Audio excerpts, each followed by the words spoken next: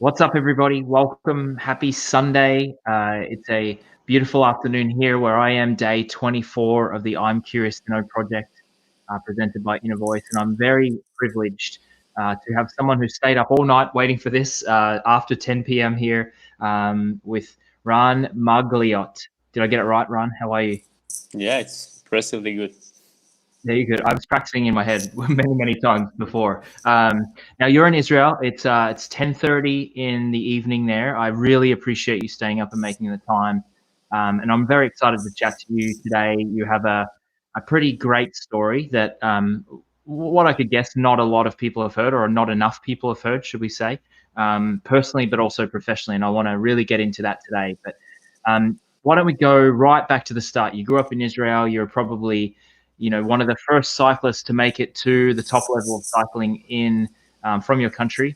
But I want to hear about your childhood. I want to hear about what it was like growing up and finding your feet in the beautiful country of Israel. Oh man, straight to the point. Straight to it. Let's do it. Yeah, cool. Yeah, so I was born and raised here. I always start with the fact that I got into cycling by just being a chubby boy, wanted to lose some weight.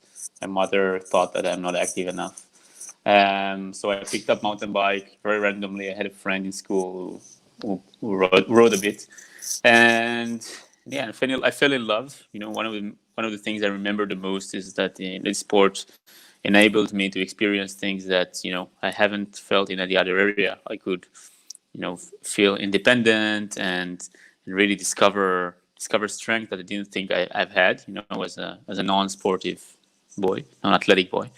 And then at the age of 16, I started on my mountain bike. Then I later on started riding in a local club a little bit on the road. And in the age of 16, I incidentally won Israel Nationals as a junior, which was for me it meant the world, and I never thought that I could achieve something like that. I had a bit of a race intelligence, not so much power in my legs.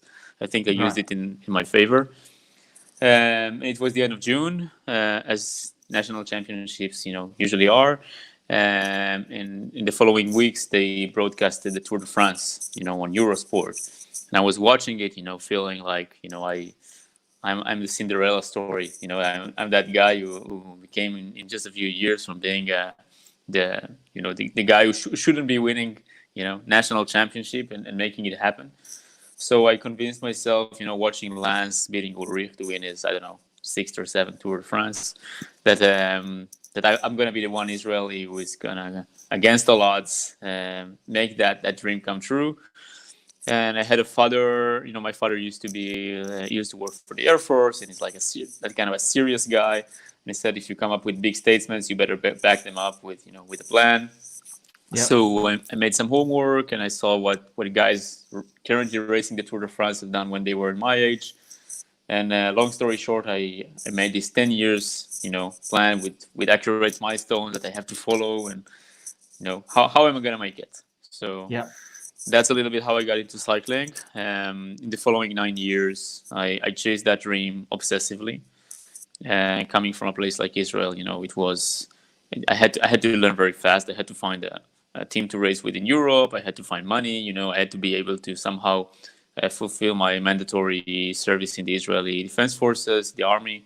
So there were many challenges to come through, but I think it was one of the most meaningful gifts I ever received in my life. The ability to be excited, to be passionate about something, and to chase it, and to understand that a goal that matters to you is really something that brings meaning to your life, and therefore it's all the hard work and all the struggles that we all go through gets makes sense. This is one of the Yep. things that I like the most about it. Now tell me about the opportunity. So you talk about a friend who kind of got you into it. Was it easy to access equipment? Was it easy to have mentors or coaches or people who could guide you through that process? You talked about a local club. Was it easy enough for you to get the information that you needed and the support you needed in that time? It's a good question. It's been a while since the last time I actually thought about it, but I think it probably has been much more complicated than it is right now. Because right now, the country is much, the cycling in this country is much more structured. But I think, I grew up in the era of internet, so it's not like I was searching books in some, old libraries. And so, yeah, I was passionate about it. So it was very soon it became my life. And I don't think it was my main struggle. I think creating a path, that was one thing that there's no, there was no like what do you call it? Like a handbook. There was no map. How do you do it, right? Yeah. So I had no one to ask because no one has done it before, which was by itself a challenge, but was also an opportunity. There was no way that I could go wrong, really. Yeah. And you've done an amazing job of paving that path or carving that path for yourself, but also for the next generation. And we will get there. I really want to talk about that and spend a lot of time there.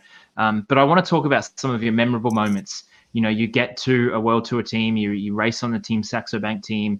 Tell me about some of those moments that you can remember, those memorable times where you look back on the journey that you'd been through and you say, wow, this really did almost happen for me the way that you wanted it to. Yeah. So I think this has been one of the main milestones. I knew that in order to race the Tour de France, I need to become professional. And race for a World Tour team was obviously an important milestone to achieve. But I also knew that they have to make it through a certain time frame, because doing a little bit of a reverse engineering, I realized that my special Cinderella story, the guy that comes from Israel and make it against all odds, and I knew also that I wasn't the most talented guy, to say the least. It will only happen under certain circumstances. So I realized that from the moment I will finish my army service at the age of 21, because in Israel we have 3 years of mandatory service in the army from 18 to 21, I will have maybe a year or two maximum. So I was very, very stressed about making it on time, going step by step, going from the junior ranks and to the under 23s and gain race experience. And I was very stressed whether or not I'm going to make it on time, because I believe deeply that I could make it under certain circumstances. I never actually doubted that belief, which in retrospect that helped me a lot. That blind belief that I can make it.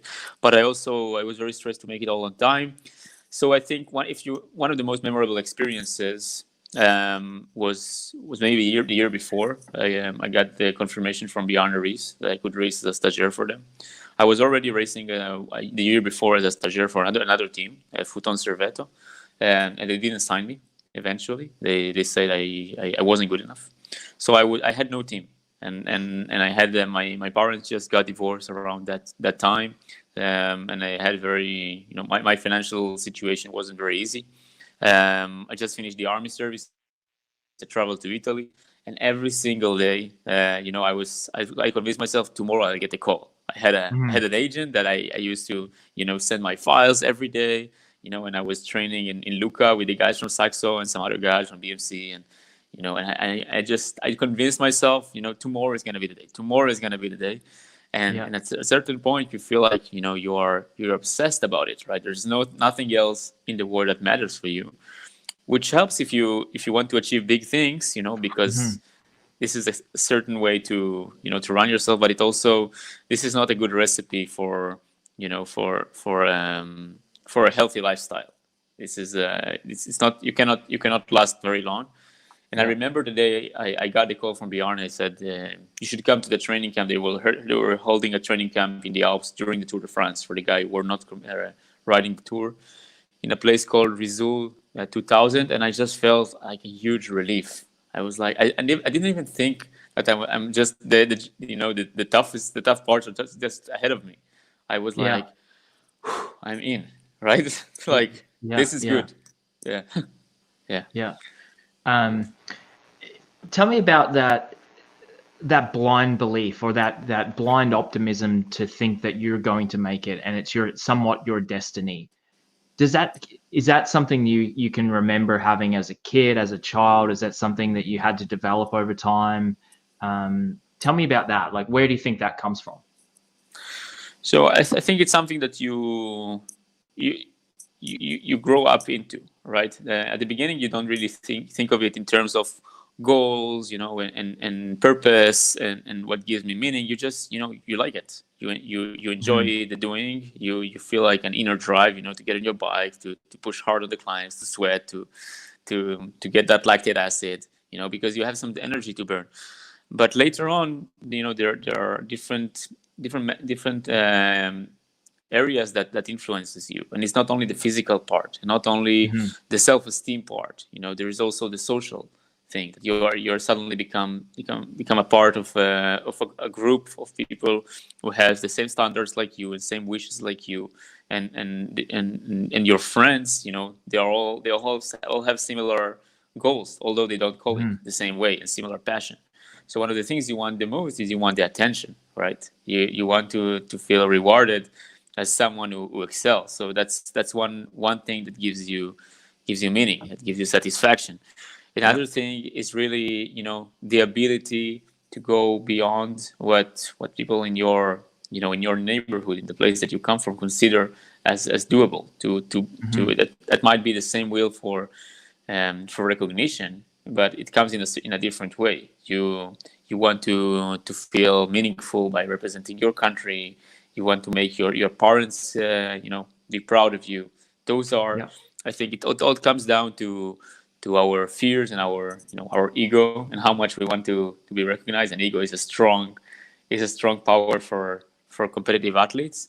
But I think also, in a way, the way I framed it in my mind is that by doing so, I will be able to drive a much larger impact than just winning bike races. I was really convinced that this particular sport, and because I saw what it did for me, coming from being a chubby boy with a low self-esteem, with not many friends, and I was really convinced that by achieving those competitive goals that I've set to myself, I'll be able to drive a much larger impact. That's how I saw it. Yeah.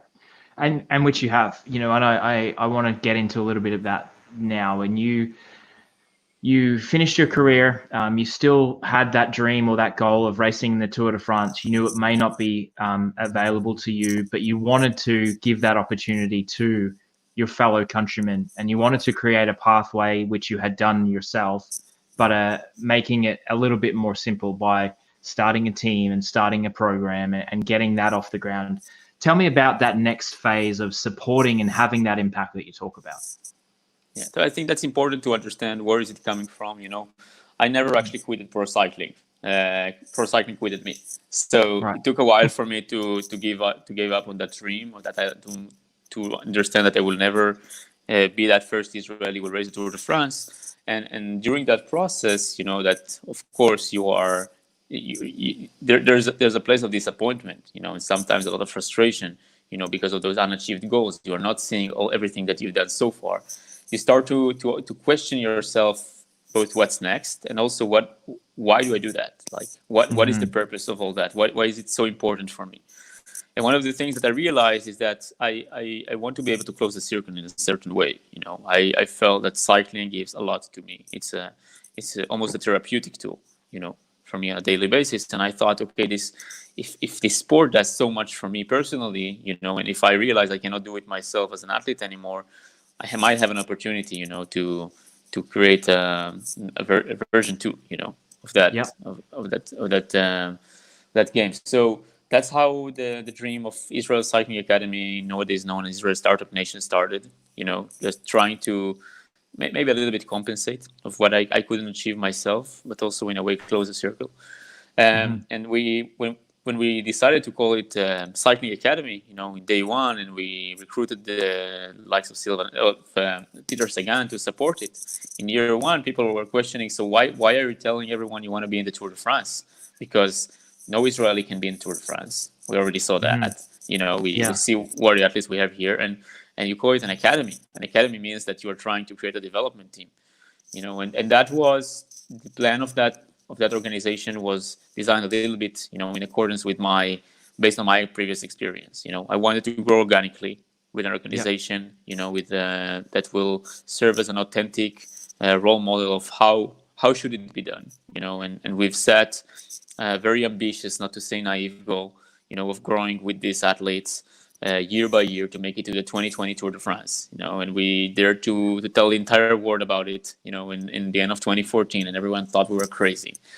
And we didn't have enough money, and I didn't have any experience as a manager, and we've done all kinds of mistakes. But I think that same rule that had helped me, overcome probably what was supposed to be my natural potential, also helped over here, which is, if you're passionate about something and if you dare to chase that, specific goal, and you have a good game plan, and you do everything you can to get enough good people around you, you might as well be able to pull it off, and that's what we've done. I love that. I love the story, and I love the journey that that it has taken. In 2020, there's a UCI World Tour team, Israel Startup Nation, probably going to the Tour de France, most likely. We'll see if that happens, but it kind of does full circle for you for that to happen effectively. It does. Although I'm not longer involved with the team, it is it is pretty funny how life played out eventually. And true to your style, that's that goal is kind of on its way, but there's more. And you've founded and you've created this amazing youth leadership program and youth leadership school. And I want you to talk about that, but I also want you to talk about the Gino Bartali piece and how much that means, and share that story a little bit as well.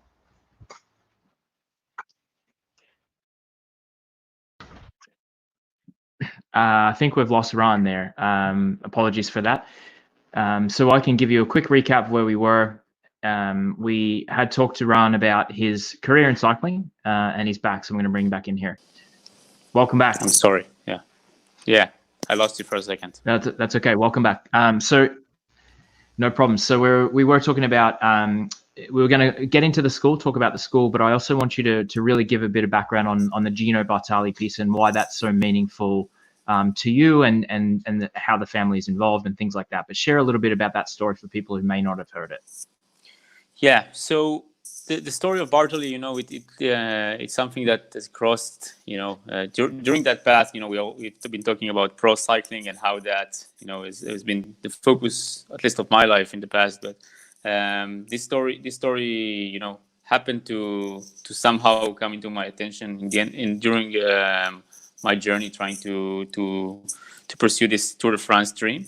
And in 2007, a journalist called Laura Messiger contacted me and asked me if I could help the family of Gino Bartali. He was one of the most famous cyclists in the history of Italy, to reach out to Yad Vashem, who is the world's Holocaust Remembrance Center in Jerusalem, because we were trying to recognize him as the righteous among the nations, which is one of the most prestigious awards for non-Jews who helped save Jews during the Holocaust. And I said, I'll try to help them. I knew nothing about the story. I knew nothing about Bartali, but my grandfather has been working for Yad Vashem. When he was alive, he died before I was born. And long story short, they had not enough evidence, valid evidence, and they could not get Bartali recognized as righteous among the nations. Gino Bartali, for those who happen to have never heard of his story, during World War II, decided he will join the Assisi Underground, an underground movement was active in the center of Italy to help save Jews. He used his fame as one of the most famous sportsmen in Italy, and the fact that he was a cyclist to become a courier, to carry fake IDs and documents inside his bike frame, and to carry them from Florence to Assisi, a distance of almost 200 kilometers, 120 miles, and from multiple times. And the most crazy fact about it is that after the war, he never talked about it with anyone, including his kids. And therefore, only after he passed away in 2000, his story became, started to become famous. In 2013, the family finally got enough evidence, and Bartali was announced as righteous among the nations. A journey of that the trans apple till today has been going on, of many people, many great people who decided this will be an amazing story to help both commemorate, the brave deeds he did during the Holocaust, but also commemorate the Holocaust for the coming years, making sure that this inspiring story of the champion, the Christian champion who had no reason to risk his life and was very humble about it, has decided to do so and use it as a way to inspire kids around the world. Yep. And after I quitted my role as team manager of Israel Cycling Academy in 2018, after the Giro d'Italia visited Israel, after we dedicated the Giro start to Gino Bartali to commemorate Gino Bartali's legacy, together with a few dear friends, we've decided we'll start a special school. We dedicated it to the memory of Bartali, this school, the Gino Bartali Youth Leadership School. And this school is carrying a very special message. It carries the message of being able to create a continuity of what we think Bartali would have wanted, which is to use sport to bring kids from different cultures together. We specifically selected the kids for this school from everything, from the entire Israeli diversity. Many people think that Israeli only include people who are, Jewish, but the real fact is that Israel is one of the most the most complex countries in the world. So in our school, we have kids who are coming from 4 different religions. We have Arab Muslims, Israelis, Arab Christians. We have a kid with Druze, who's another religion. Of people living in Israel. We have kids, Jewish kids coming live in the settlements. Jewish boys and girls who are coming from places that probably they would have not met if not for this program. And we've decided that the curriculum of the program will be built, following what we think Bartali would have wanted. So on top of a very intense daily routine, the kids are training twice a day, in different cycling disciplines, including mountain bike, road, cyclocross, track. Very soon we'll start proper graveling over here. They also have a full leadership education. They are very involved with their surroundings. Each of them has a series of individual tasks that he's leading to help improve the well-being of those around him. Now the situation with COVID-19 helped us to push it a step further, and each of them has really adopted a group of kids from his village that is helping to support. So we hope we make Bartali proud. Yeah, absolutely. It's an amazing story. If you haven't heard of Gino's story, go and look it up. There is some publication of it now. It is an incredible story and an incredible journey, an incredible man, and what an honor for you guys to be able to carry on that legacy. And I know that you have the family involved as well. I think it's the granddaughter or the immediate family have been involved in setting up and starting the school as well, if I'm correct. Yeah, true. Yeah. Now you talked about the diversity, and I had a dear friend of mine, Britton Barbie, on the show last week, and he's an African American, and there was this highly publicized case here in America where a gentleman was out running an African American, and he was shot and killed. And we had a discussion around race and race relations and racism and diversity, and how can we have that conversation. And then when you and I got on the call earlier, you talked about that diversity piece, and it's not something that North Americans may be that aware of, or people from around the world, if you're not familiar with the surroundings or what is happening in Israel. But as you're saying, there's so many different religions, races, people that are coming together, and that is a big part of what you are trying to do at the school, is to encourage relations between different races, different religions, and create that feeling of oneness when everyone is so diverse. So let's talk more about that. I love that part of the story. Yeah, so all along my journey, I had to figure it out. One of the things that I've been asked a lot is whether racing in Europe, living in Europe, whether or not I've experienced some racial expressions at certain point, well, abuses, whatever. And the truth is that I don't remember any of that, because I think there's something very special about sports in general, but in our sports in particular, and it's that it has no color, and it might be that other people sees it differently, but from my experience, coming from a place like Israel, which for many people is polarizing, many people are, have their own opinions.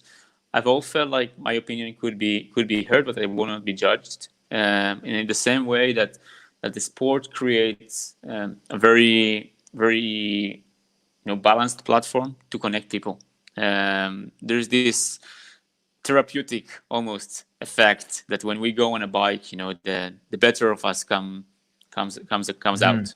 And it might be for the endorphins or adrenaline or whatever, but I always felt like, in a certain point in a ride, I could discuss with anyone, and I could be empathetic, to where he's coming from, and be and listen and be heard. So that's something that was always very meaningful for me, and especially here in my country, I know, by fact that only because of this sport, there are many people that I was able to connect to, that otherwise there is no chance in the world that I would be friend of, just because, it's very, very easy to misjudge. So this is something we've decided will be our mission, to bring people together, to bring kids together. We didn't want to call it, peace project, or coexistence, or all those big words that push some people aside. We just wanted to focus on the sport for sport, but for us, there's a certain game plan in that. We feel that in every situation we are at, we can choose how do we want to influence. And all of us are obviously, as human beings, we're always focused on about ourselves, especially as athletes. There's a lot of self-centeredness, that can be positive in many areas, but can also be, many times it can be negative, and we are trying to encourage those kids that we work with, that after, they are establishing a certain level of self-esteem, of sense of capability, that they will be much more focused on influencing and helping those around them, so it can be the first circle, those who are just, you're in daily in contact with, so your friends or family, but it can also be your surrounding. And that only happens when someone is feeling happy, right? If you are feeling that you are in a survival mode, like many of us are, then you're not open to see other people's needs. And this is where I started to question myself whether or not we can do it only through competitive cycling, right? Because what happens is, there are many good stuff about competitive sport. It helps you reach new peaks. It helps you discover your limits. There's many great stuff about it, but there is also something very isolating. And one of the things that eventually made me choose a different path was that I always felt that it wasn't enough. I always felt I needed more, and when someone needs more, he is not is not, he cannot be present. He cannot be in a place where he wants to give to others, because he's always feel that hunger. He can never be satisfied. So that's when I started to question it, and I started noticing that also around me, this has become a phenomenon. I see many people, what they care more about this sport now is not necessarily, who won, but being a part of a community. This is the thing, one of the reasons that the gravel became so popular in the US. And this is one of the things we try to bring over here as well. It is about the challenge, it's not necessarily about the achievement, right? And translating it into young people's mind it's not always easy, right? Because they see the world based on their role models, So if you'd be a significant role model for them, and everything you represent, aligns with winning, achieving, being better, than someone else, beating, then that's how they're gonna see the world. But if you are able to understand, that many things about this, this part of our sport are great, but there are also others that could be changed, then you have the opportunity, to try to learn again what works. And we're coming from the question, your question about diversity, but it applies really to everything we are doing with those kids. Is really question ourselves, if if we were to rewrite the rules, how should it be done? What would we select? And this is a very exciting journey that I'm very fortunate to be part of.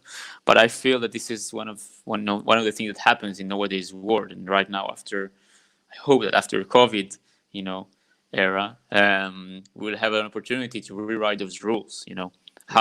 What kind of world do we want to raise our children into? What kind of sport do we want to bring our children into? I would not want my children to be Tour de France riders. I feel that there are great things that they could probably learn through that, but there are also many things that I'm very afraid of, through this sport. But I do want them to be bike riders. So. Yeah. Well, I love that. I love your perspective on that, because I think that what I gathered from that is you're giving these students the tools that they need to become better humans. So that is being able to have discussions with people that aren't like them or come from different places and backgrounds. So giving them the opportunity to have those discussions that a lot of us didn't have because we weren't exposed to people from different races and religions and backgrounds when we were growing up. You're giving them the opportunity to seek achievement and get better and dedicate themselves to something and feeling those opportunities to feel successful along the way. And you're also giving them that opportunity to explore a sport, explore the world, find ways of transport, find ways of connecting with friends and themselves and learning about their body. So I think that it's this holistic view that I really love about what you're doing.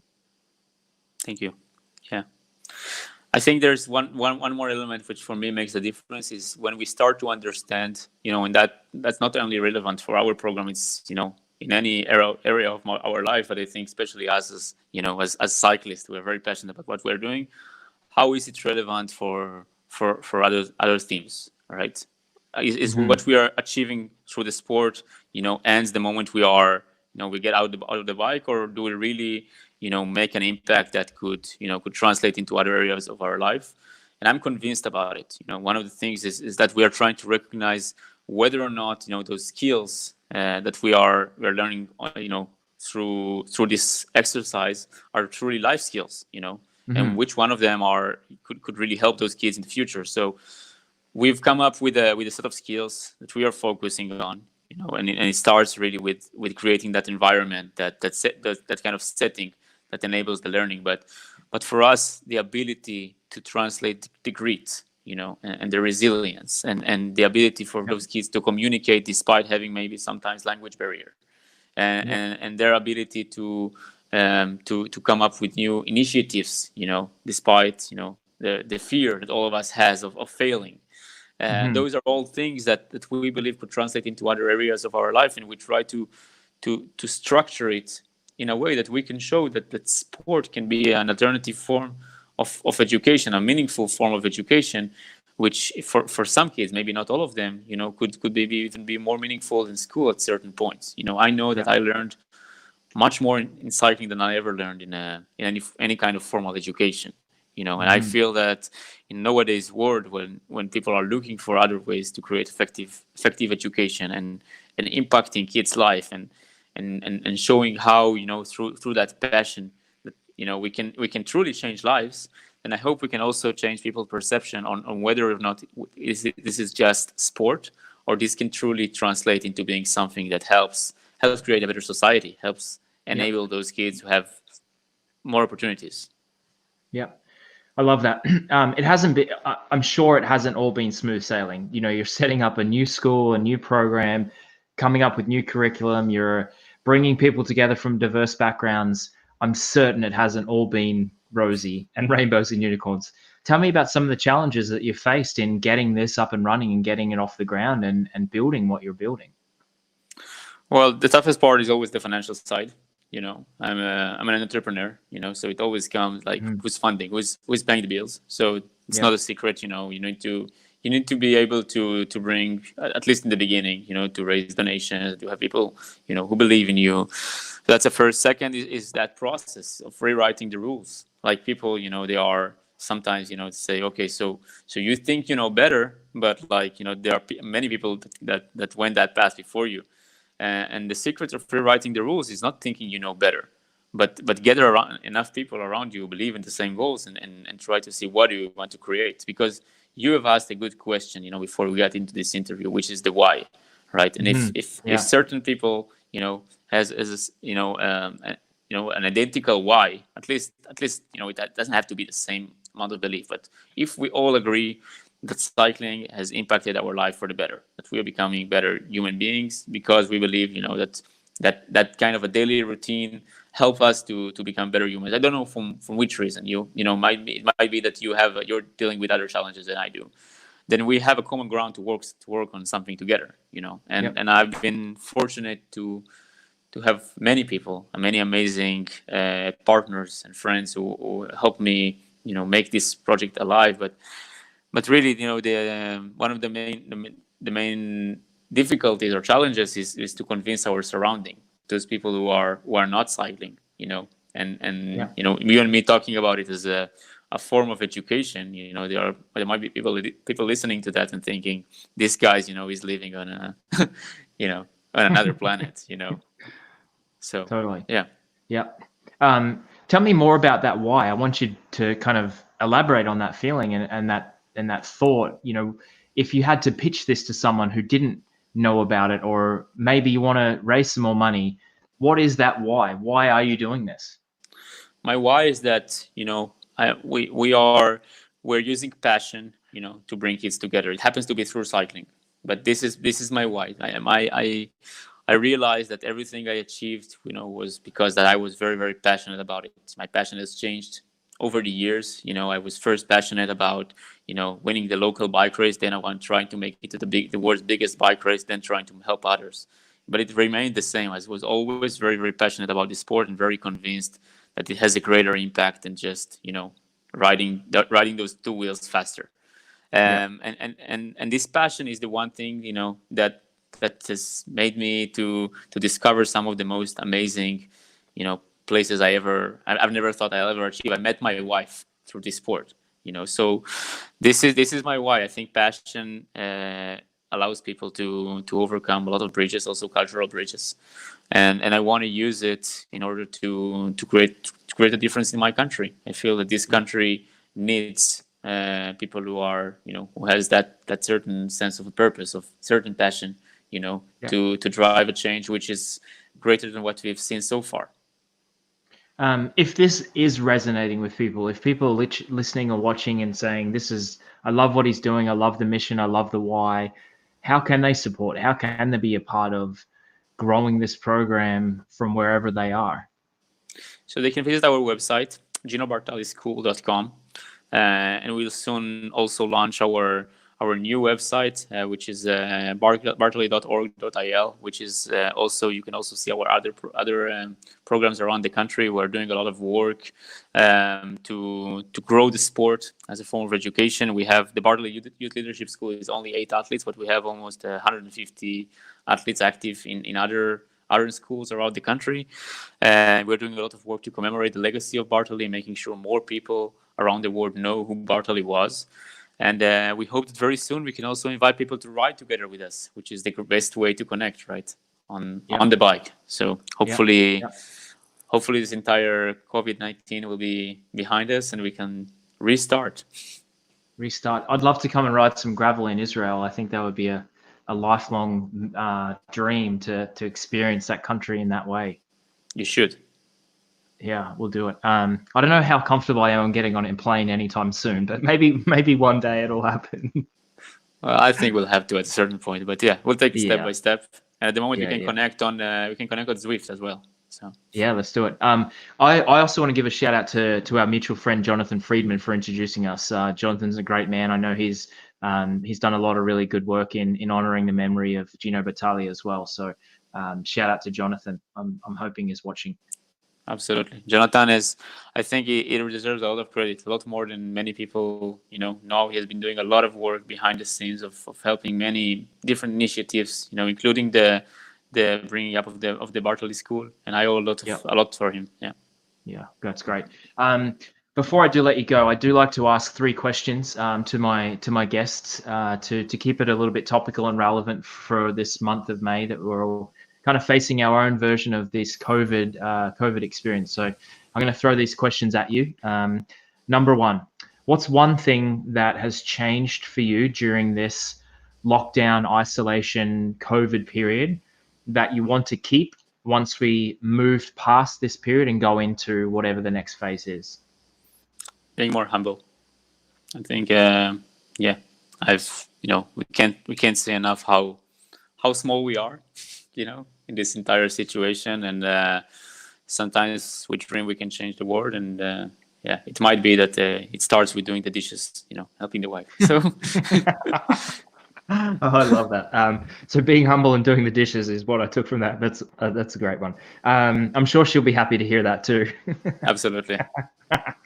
Number two, what's one thing you thought was important before this period that you're happy to leave in the past? I think physical presence. I was very concerned, about not being able to be in enough places at a certain time. I was always, always felt I had sort of a FOMO. I always felt like missing something. So I think this taught us all a great lesson of, trying to stay. It's a certain way of being humble as well, but trying to make the most of what you have. Being more present. Yeah, that's a good one. Third question, what's been the most memorable moment of joy you've had during this period? I think finishing my first Swift session. That I don't have to. I don't like riding on the turbo trainer. I can tell you that.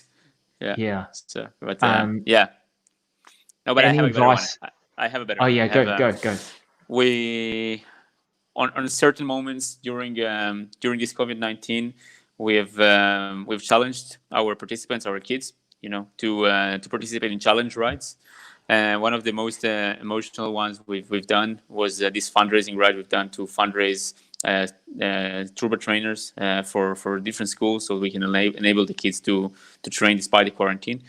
And we've seen a group of 40 kids who've together rode over 3,000 kilometers. So that's an average of 75 kilometers per kid, something like 50 miles per kid. Those were mainly kids who've never done a distance like that in their life, and they've done it in circles around their homes.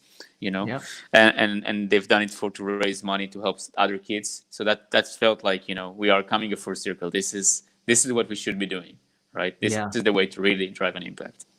And are those kids that are they already in the program, kids that you had in the program, and you just encouraged them or gave that opportunity to help raise funds to help other kids? Exactly. That's great. That's really cool.